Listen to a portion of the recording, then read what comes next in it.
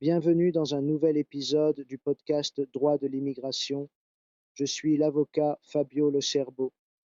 Aujourd'hui, nous abordons une question très concrète, mais juridiquement essentielle.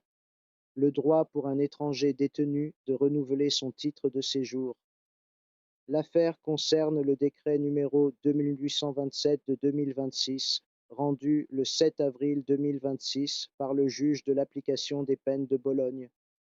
Il s'agissait d'examiner une demande de permission de sortie présentée par un ressortissant étranger détenu afin de se rendre personnellement à la questura pour renouveler son titre de séjour pour protection subsidiaire. Le point central est simple mais souvent négligé.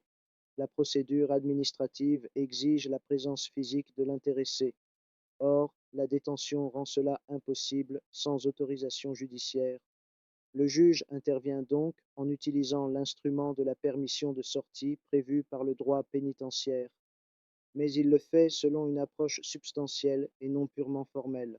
En effet, le juge considère que la notion d'événement justifiant la permission ne doit pas être interprétée de manière restrictive. Une exigence administrative comme le renouvellement d'un titre de séjour peut constituer un événement suffisamment grave dès lors qu'elle affecte la situation juridique et personnelle du détenu.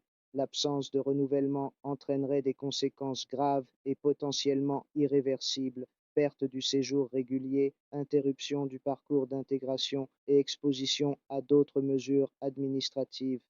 Pour cette raison, le décret autorise le détenu à se rendre à la questura en prévoyant des modalités précises, notamment un accompagnement sous escorte pendant toute la durée de la permission. Cette décision affirme un principe fondamental: le droit de l'immigration ne s'interrompt pas en détention.